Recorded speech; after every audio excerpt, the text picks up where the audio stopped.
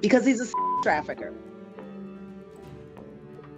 And he's using music and entertainment traffic. Now, is this just boys, girls, adults, kids? I mean, from what I've heard from sources that I would consider reliable, it really doesn't matter. Wow. I don't think sexuality is something that has anything to do with gender at this point. I honestly think he's just an extreme narcissist who loves power. He loves the ability to manipulate and control people. Why? Most likely because he was victimized by his mentor, who loved to control people. And his mentor was Andre Harrell. Tell us how. Who was mentored by Clive Davis. And don't tell me that Andre Harrell got touched by Clive Davis too.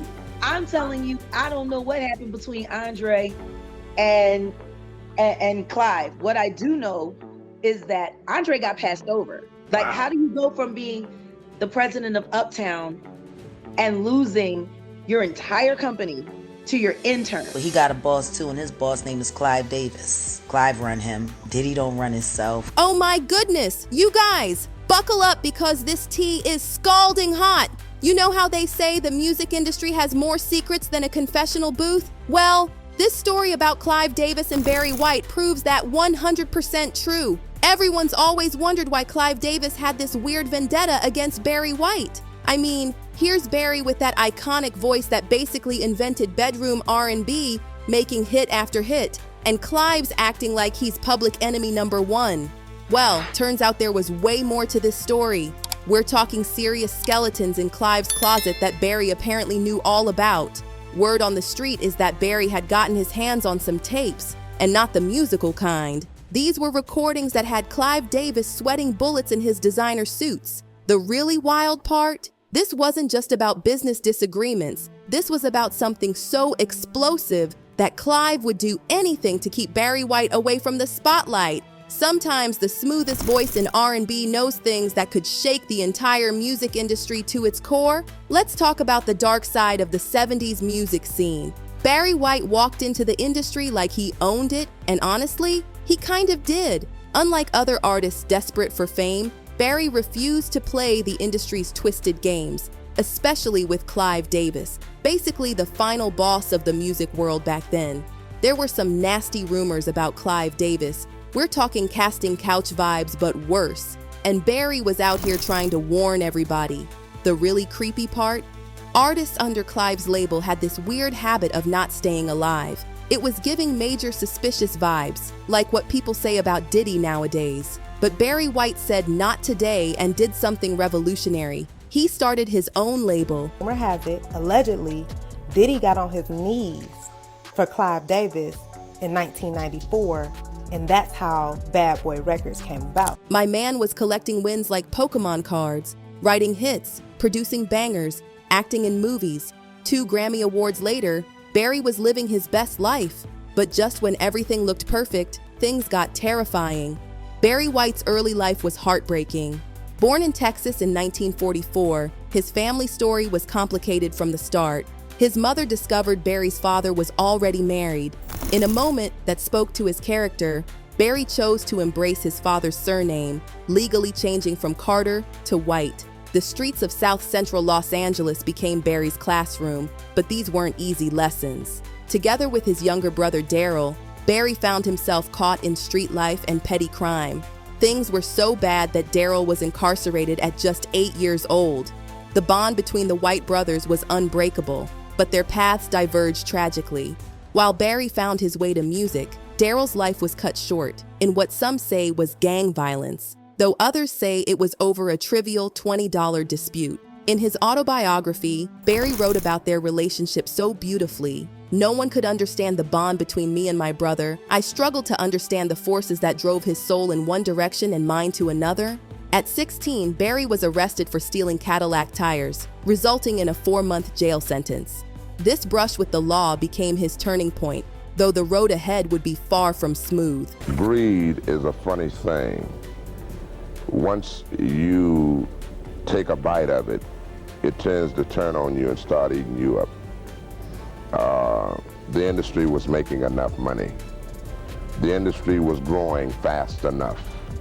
The industry was progressing enough. The turning point in Barry's life came from an unexpected source: Elvis Presley's "It's Now or Never" playing through a jail radio.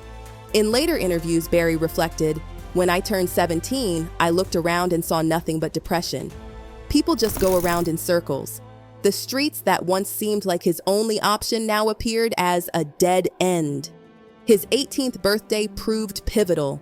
Instead of attending his final year of high school, Barry walked to Capitol Records in Hollywood and simply stood there, staring at the building for hours. It was as if he was willing his future into existence. What makes Barry's musical journey remarkable is that he never formally learned to read or write music. His early musical education came from his mother's classical records and a piano she bought him. He would sit for hours teaching himself to play by ear. The most significant development in Barry's teenage years was the emergence of his distinctive voice. "As a child, I had a normal squeaky voice. Then at 13, everything changed, giving him that deep, resonant tone that would become his trademark. I woke up one morning, spoke to my mother, and scared both of us," he later recalled. By 1965, White was already showing his prowess as a producer.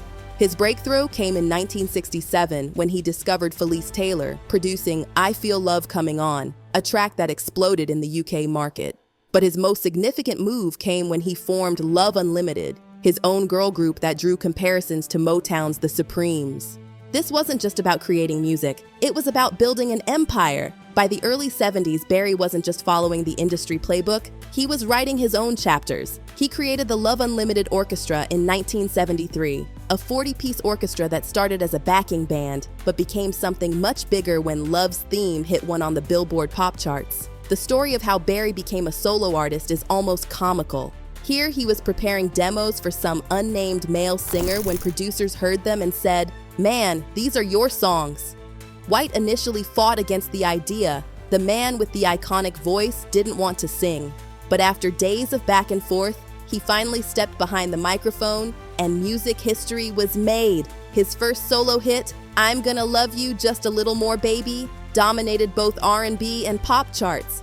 But White wasn't content just being a successful artist. He wanted more control. In 1979, he launched Unlimited Gold under CBS/Columbia Records. Despite having one of the most devoted fan bases in R&B history, even Barry wasn't immune to the shifting tides of popular music. When disco faded, his pop chart dominance began to wane, though his core fans never wavered. His record label venture, while ambitious, was draining his resources, forcing him to return to touring. But 1991 marked the beginning of Barry's renaissance. Put Me in Your Mix announced his return to the charts. Each new release seemed to outperform the last, culminating in 1994's The Icon Is Love, an album that topped the Billboard R&B charts and gave White his first R&B #1 single in 2 decades with Practice What You Preach. His final album in 1999, Staying Power, wasn't just a title, it was a statement, earning him 2 Grammy Awards. It was this versatility, this ability to adapt while staying true to himself, that made Barry White more than just a singer. He was an icon. Behind the glitter and glamour lurked darker truths. But you know that in 3 days you have to do this major thing. It doesn't really allow you to rest. Reinforcement, of the impression you're making musically on people. And Barry tried his best to sound the alarm. When Luther Vandross signed with Clive Davis in 1981, White saw the writing on the wall. He understood the unspoken costs of success in the industry, particularly under Davis's wing, where rumors about his preferences for male artists had long circulated. Davis praised Luther's musical DNA and star potential, and indeed, Luther's debut album Never Too Much shot him to stardom. But as White had predicted, success came with strings attached. Soon, whispers about Luther began spreading through the industry, rumors that Luther consistently denied throughout his career. The pressure took its toll. Luther's health began a devastating decline, complicated by severe diabetes that would eventually lead to a stroke in 2003. His physical transformation was dramatic. Fans watched as their beloved singer battled weight fluctuations and health issues. In your book, you reveal that you are bisexual. Why did you wait so long, Clive, to make that public? I was only turning to bisexuality after my second marriage failed. When the marriage failed in the mid-'80s, I opened myself up to the possibility that I could have a relationship with a man, as well as the two that I had with a woman. That increasingly affected his ability to perform. The mental toll was perhaps even more severe. Luther's struggles with self-image became a constant battle, despite encouragement from fellow artists like Whitney Houston. But in an industry obsessed with image, these personal battles were fought under the unforgiving spotlight of public scrutiny.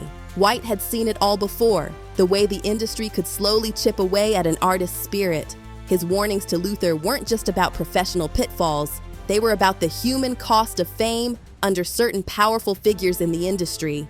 Despite all the warnings, Luther Vandross's journey ended far too soon at just 54. Just a year later, in 2004, Barry White passed away at 58, his legendary voice silenced by heart problems. But here's the thing that makes people pause.